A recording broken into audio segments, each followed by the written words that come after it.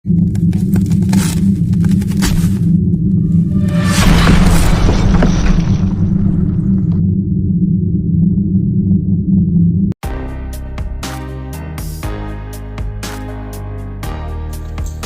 ಎಲ್ಲರಿಗೂ ನಮಸ್ಕಾರ. ನಾನು ನಿಮ್ಮ ಚೇತನ್ವಿ. ನಾನು ಮತ್ತೊಂದು ಹೊಸ ವಿಡಿಯೋನಲ್ಲಿ ಬಂದಿದ್ದೀನಿ.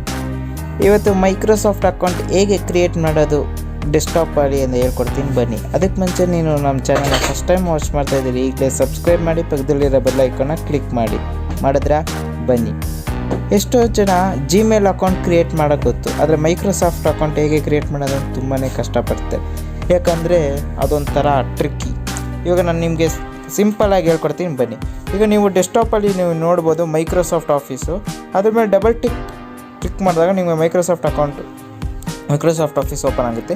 ನೀವು ಅಲ್ಲಿ ನೋಡ್ಬೋದು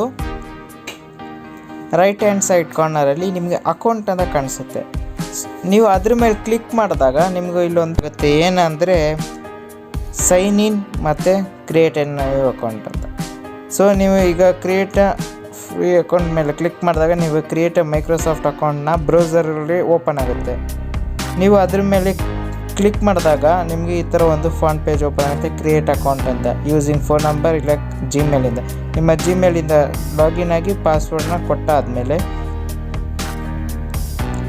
ನಿಮಗೊಂದು ವೆರಿಫಿಕೇಷನ್ ಬರುತ್ತೆ. ಇದು ವೆರಿಫಿಕೇಷನ್ ನಿಮಗೆ ಮೇಲಲ್ಲಿ ಬಂದಿರುತ್ತೆ. ನೀವು ಮೇಲಲ್ಲಿ ವೆರಿಫೈ ಮಾಡ್ಕೊಂಡಾದ್ಮೇಲೆ ಅಲ್ಲಿರೋ ಕೋಡ್ನ ನೀವಲ್ಲಿ ಪ್ಲೇಸ್ ಮಾಡಬೇಕು.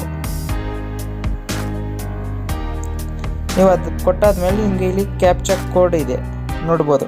ಈ ಕ್ಯಾಪ್ಚಾ ಕೋಡ್ನ ನೀವು ಎಂಟರ್ ಮಾಡಾದ್ಮೇಲೆ ನಿಮಗೆ ಕಂಪ್ಲೀಟಾಗಿ ಓಪನ್ ಆಗಿದೆ. ನಿಮ್ಗೆ ಇಲ್ಲಿ ನೋಡ್ಬೋದು ನೀವು ಅಕೌಂಟು ಕ್ರಿಯೇಟ್ ಆಗಿದೆ ಅಂತ.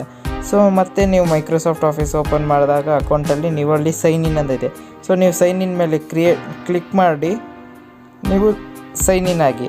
ಸೈನ್ ಇನ್ ಆದಮೇಲೆ ನಿಮಗೆ ಈ ಥರ ಸೈನ್ ಇನ್ ಆಗೋಕ್ಕೆ ಮುಂಚೆ ನಿಮ್ಗೊಂದು ಫಾಂಟ್ ಪೇಜ್ ಬರುತ್ತೆ.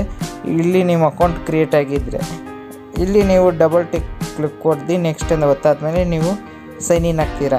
ಮತ್ತು ನೀವು ಕ್ಲೋಸ್ ಮಾಡಾದ್ಮೇಲೆ ನೀವು ಮತ್ತೆ ಆಫೀಸ್ನ ಓಪನ್ ಮಾಡಿ ಮತ್ತು ನಿಮಗೆ ರೈಟ್ ಹ್ಯಾಂಡ್ ಕಾರ್ನರಲ್ಲಿ ನೀವು ನೋಡ್ಬೋದು ಅಕೌಂಟ್ ಅಂತ. ಮತ್ತು ನೀವು ಅದ್ರ ಮೇಲೆ ಕ್ಲಿಕ್ ಮಾಡಿ ಚೆಕ್ ಮಾಡಿದ್ರೆ ನಿಮ್ಮ ಅಕೌಂಟಲ್ಲಿ ಕ್ರಿಯೇಟ್ ಆಗಿರುತ್ತೆ. ಹೀಗೆ thank you for watching this video. Bye.